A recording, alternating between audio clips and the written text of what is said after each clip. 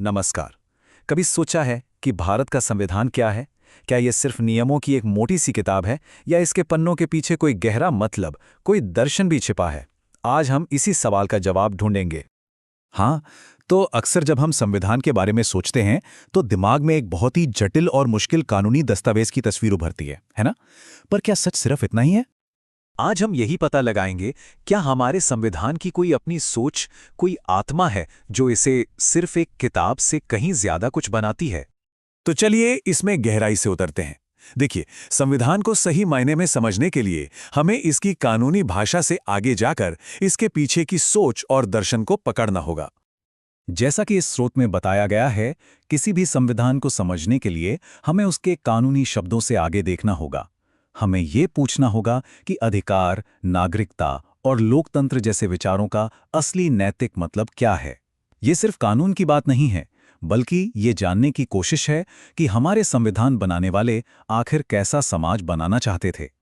संविधान के दर्शन का सबसे पहला और शायद सबसे जरूरी स्तंभ है दो महान मूल्यों के बीच एक कमाल का संतुलन साधना। एक तरफ है हर व्यक्ति की अपनी आज़ादी और दूसरी तरफ है पूरे समाज के लिए न्याय। भारतीय संविधान की सबसे खास बात इसकी ये दोहरी जिम्मेदारी है। देखिए, एक तरफ ये हमें बोलने और अपनी बात रखने की पूरी आज़ादी देता है, जिसे हम व्यक्तिगत स्वतंत्रता कहते हैं। वहीं दूसरी तरफ ये सरकार को हजारों सालों से चले आ रहे सामाजिक अन्याय, जैसे कि जातिवाद, को खत्म करने की ताकत भी देता है। ये एक अनोखा और बहुत ही जरूरी संतुलन है। और ये सामाजिक न्याय सिर्फ एक खोखला वादा नहीं है। जैसा कि इस स्लाइड में भी बताया गया है, इसे संविधान के ढांचे में ही बनाया गया है।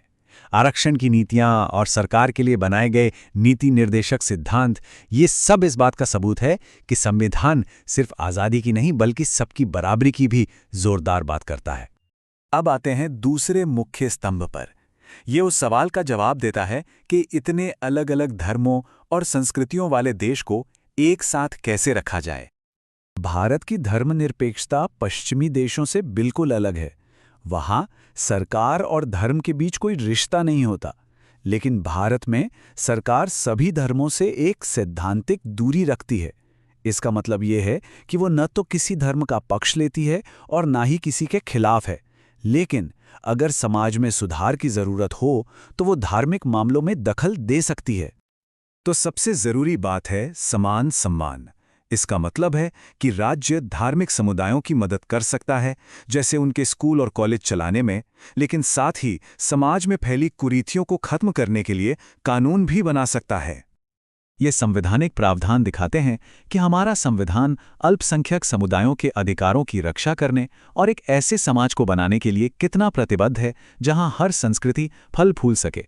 यह सिर्फ एक व्यक्ति को नहीं बल्कि पूरे समुदाय को भी अधिकार देता है। अब एक बहुत अहम सवाल पर आते हैं जो अक्सर उठाया जाता है। क्या भारतीय संविधान का दर्शन मौलिक है या सिर्फ पश्चिम की नकल? चलिए इस बहस को समझते हैं। संविधान के खिलाफ दिए जाने वाले ये कुछ मुख्य तर्क हैं। आलोचकों का कहना है कि ये भारतीय परिस्थितियों के लिए ठीक नहीं है और इसकी जड़ें हमारी संस्कृति में नहीं हैं। लेकिन इसका जवाब, जैसा कि ये स्रोत बताता है, बहुत गहरा है। हमारे संविधान निर्माता आंख बंद करके नकल नहीं कर रहे थे। उन्होंने दुनिया भर के संविधानों का अध्ययन किया और उन विचारों को चुना जो भारत की अनोखी समस्याओं, जैसे गहरी असमानता, अनगिनत भाषाएं और धर्म और सदियों का सामाजिक अन्याय को हल कर सकते थे। ये नकल नहीं बल्कि भारत के लिए सोच समझकर किया गया एक आविष्कार था।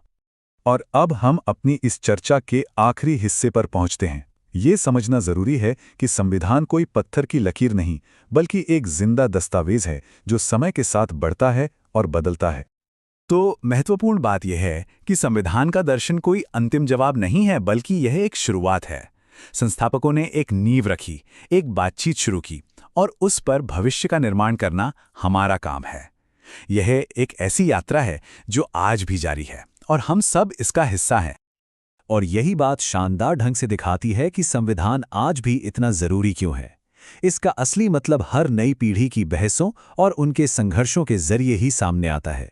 ये नागरिकों को न्याय, समानता और राष्ट्रीय पहचान के बारे में बहस करने के लिए भाषा और सिद्धांत देता है। और यही इस दर्शन की असली खूबसूरती है। ये सिर्फ वकीलों और राजनेताओं की बहस के लिए नहीं है, ये हम सभी नागरिकों के लिए एक रास्ता दिखाने वाली किताब है। जैसा कि ये स्रोत कहता है, संविधान की असली परीक्षा कागज पर लिखे शब्दों में नहीं, बल्कि हम नागरिकों के कामों में है। तो अंत में सवाल यही है, संविधान ने हमें एक रास्ता दिखाया है, एक नैतिक दिशा दी है। उस रास्ते पर चलना और उन मूल्यों को हकीकत में बदलना हर पीढ़ी की अपनी जिम्मेदारी है, और हमारी भी।